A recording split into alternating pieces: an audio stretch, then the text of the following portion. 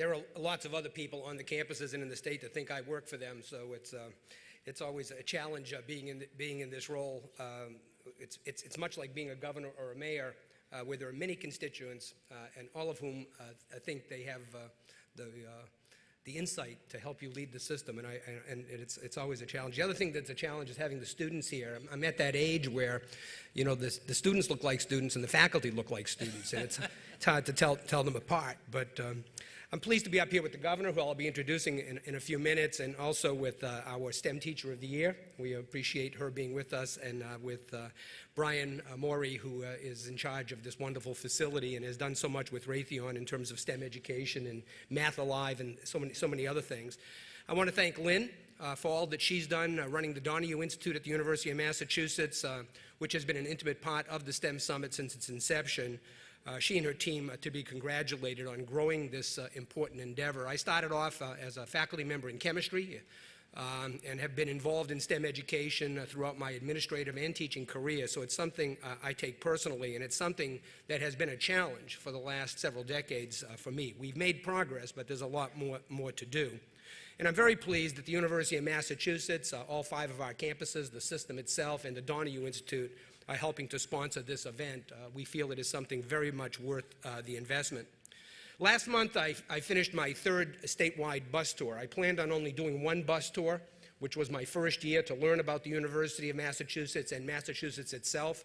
I had not lived here since the 60s, so I wanted to get briefed on what people needed from the University of Massachusetts. It was a listening tour. The title of that tour was Traveling the Road Together, Massachusetts and the University of Massachusetts, because we've been traveling that road together for 150 years. As Lynn just pointed out, it's our 150th birthday, and we've accomplished a great deal over that 150 years with the support of the state and the business community here in the state. The tour was so successful, all I heard everywhere I went is, we want more of what UMass does.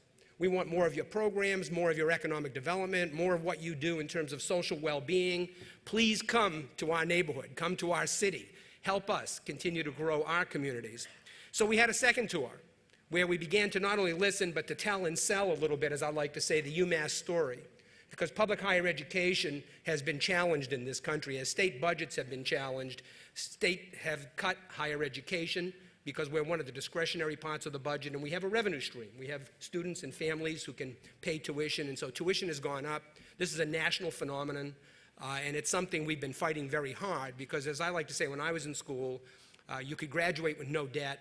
The state was supporting us at about 70%, and the student and family were providing about 30%, and that had deteriorated almost in the other direction. And I'm really, really pleased that the governor and the legislature this year saw the ability to begin to reverse that trend and put a very significant amount of new funding into the University of Massachusetts so we could freeze tuition and fees for students. So we can't travel the road together unless we support each other, and we're getting the kind of support we need from the Commonwealth of Massachusetts and the governor.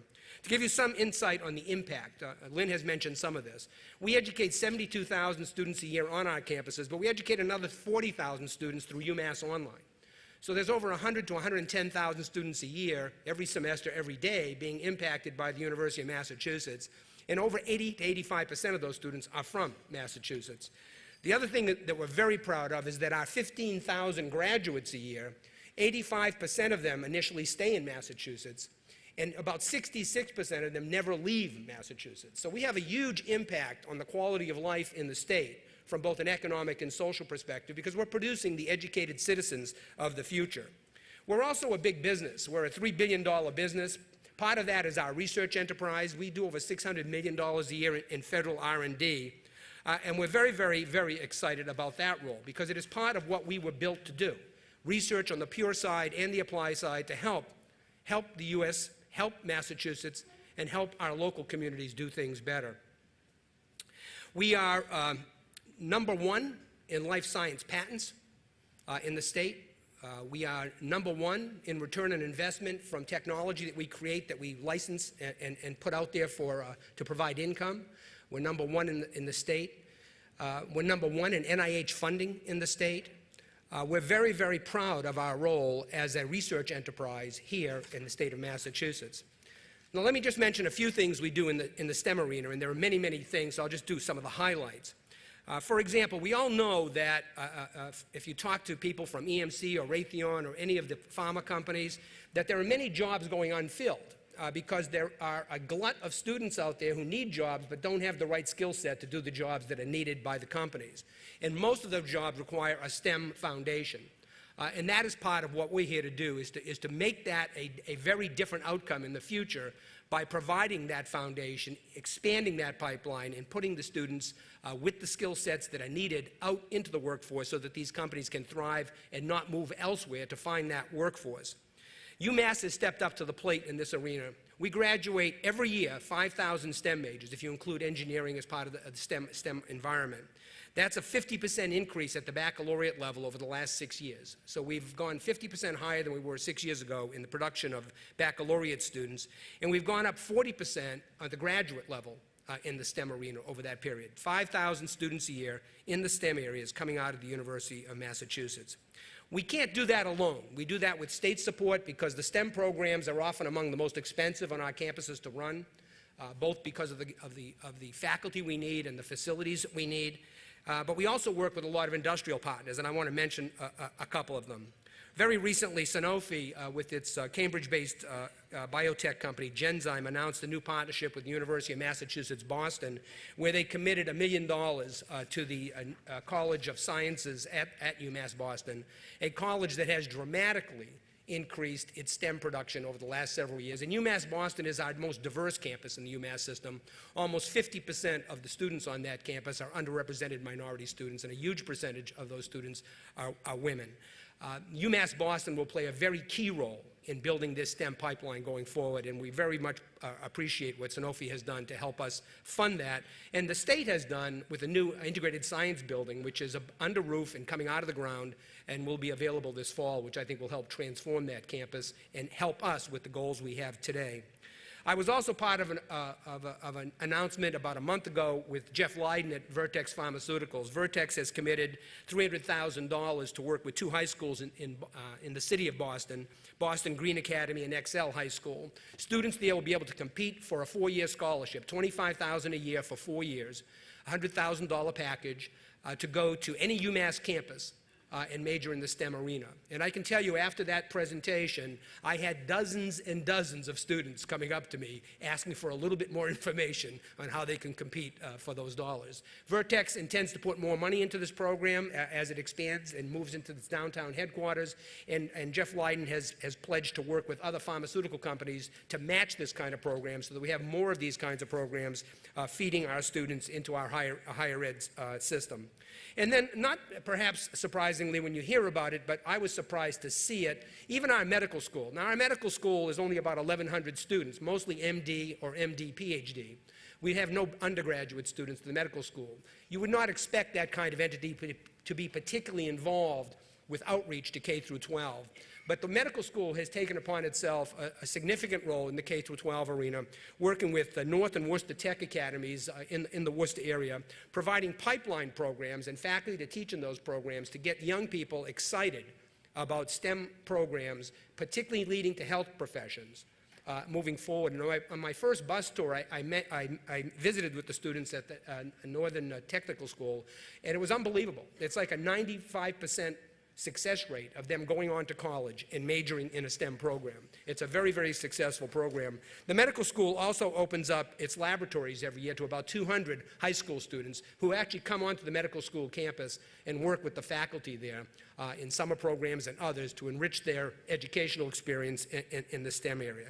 So we've had a number of partnerships of that sort with business. We've also worked with the nonprofit sector. We work heavily with the Mass Tech Internship Partnership, putting out interns into the schools. It's one of the best things we can do in higher education is to provide internship opportunities for our students. The Mass Tech Internship Partnership was part of the jobs bill that the governor helped pass last year, and it's something that's been shown to be very, very successful. It's actually modeled on a program called STEP at the UMass Boston campus, and it's aimed heavily at big data, robotics, and IT in terms of career development. We do, as I said, a lot in the STEM area. I've mentioned NIH funding, patents. I've mentioned return on investment in terms of technology transfer. Just the technology transfer brings in anywhere from $35 to $70 million a year. We have one of the only, actually the only FDA-certified vaccine manufacturing facilities in the country that is run by a university. It's in Mattapan. It is the primary reason we have so much coming back on return on investment, because the products that are created in that laboratory are then marketed and sold through a variety of pharma companies. So if you're getting a DPT test, or you're getting a rabies vaccine, or a variety of other vaccines, it's probably been manufactured at Mass Biologics by the University of Massachusetts. If you're in the country of India and you're getting a rabies vaccine, that vaccine came out of Mattapan and was shipped to India to help that country battle rabies there. We're now into monoclonal antibodies, working with RNA and DNA approaches to solving medical problems, and those monoclonal antibodies are being manufactured in Mattapan. It's a very exciting facility. We built a new facility a few years ago, and we feel that it too, through its outreach efforts, is helping with the agenda we have in the STEM area. And finally, one last partnership I like to mention. The governor loves this partnership, so I always like to mention it when I'm with him, and that's the Mass Green High Performance Computing Center in Holyoke. There you have MIT, Harvard, BU, Northeastern, and UMass, each working together, having constructed the most powerful computing center east of the Mississippi, totally operational at this point, with significant funding from the state of Massachusetts and the governor, and several of our partners out in the community, business partners in the community, particularly Cisco in this case. You go into this facility and you're amazed. The water pipes cooling the computers, you can almost stand up in them. They're so big. And the whole facility, even though it's the most powerful east of the Mississippi, is run by about 7 people, because all the work being done at that facility is being done remotely. And the reason we put it in Holyoke is that hydropower in Holyoke is 30% cheaper than electrical power anywhere else in the state, and this thing eats a lot of electricity. So it works for a variety of reasons. I'm also pleased to say it was built as a LEED Platinum building, which is almost impossible to do for anyone who's ever constructed a science facility anywhere in this country. So UMass is proud of what it's done, proud of what it will continue to do, traveling the road together with the Commonwealth of Massachusetts, with all of you, to continue to make this state one of the premier states in the nation in education, and in particularly in STEM education. And finally, let me thank the governor personally. I also want to thank the leadership of the House and Senate. We were able to work with them to get them to, as I mentioned earlier, turn around this decline in state funding for public higher education. We've been for years #1 in K through 12. We have not been #1 in higher education. It's time to turn that around. Public higher education plays a key role across this nation and in this state. And the governor and I met, talked. I was able to work with him on a model that would allow the state to split the cost of education with the student. 50% and 50%, which is a step back in the right direction. Half of our budget is an education budget, so we're talking about that half of the budget, and the legislature over a 2-year period has pledged with the governor to continue to fund that to get us back at the 50-50 level, and we've pledged over that 2-year period to freeze tuition and fees, and to also continue to decrease the cost of education, which is something that's very, very important to us. So, Governor, thank you. We appreciate all that you've done, and our students appreciate all that you've done. So now let me introduce our governor, just an amazing leader. I've worked in 3 states with probably 6 governors at this point. Deval Patrick is second to none, particularly from a perspective of economic development, the technologies of the future and what states need to do, and education as a base for all of that. As you know, he was elected governor of the Commonwealth in 2006 on a platform of hope and change. He's now in his 2nd term. We wish he was running for a 3rd, but he's decided to go back to real life, as he likes to say, and to make a few bucks on the side, perhaps, as doing that. But he's been a great governor and a great leader, and has a great reputation across the state in terms of people's perception of the job he's accomplished. One of the things I was impressed with as I was interviewing for this job back around 2010 was how the state had focused its resources under the governor's platform in the areas of IT, clean energy, bio and life sciences. And the governor did what a lot of us like our leaders to do. He put his money and the state's money where his mouth was. So a lot of the things that have happened in this state that are related to STEM, that are related to IT, bio and life sciences, and clean energy are a result of the governor not only promulgating them, but funding them, and making that a high agenda item for all of us in the state of Massachusetts. I'm on, by statute, pretty much all of the councils and boards that handle those agendas with and for the governor. And so I've seen firsthand what can be done with leadership at the top, pushing an agenda in a very forceful and particular direction. The governor came to Massachusetts in 1970 at the age of 14. They didn't quite find him floating down the Charles River in a basket, but he came from the south side of Chicago. He was awarded a scholarship to go to the Milton Academy, which transformed his life. Education has had a huge impact on his life. Following Milton, he graduated from Harvard College, and he was the first in his family, as many of us are, to attend college, and then eventually Harvard Law School. He clerked then for a federal judge, which led to a very successful career in the private sector as an attorney and business executive, rising to senior executive positions at both Texaco and Coca-Cola. And in 1994, President Clinton appointed Governor Patrick as Assistant Attorney General for Civil Rights, which is the nation's top civil rights post. He has had a significant impact in all sectors in which he has worked, including the governor's office, as the primary leader here in the Commonwealth of Massachusetts. It has been Massachusetts people, schools, and institutions that have given Governor Patrick the opportunity to excel, and he sees his service as governor as a payback for the opportunities that this Commonwealth has provided to him. It gives me great pleasure to introduce you today, Governor Deval Patrick.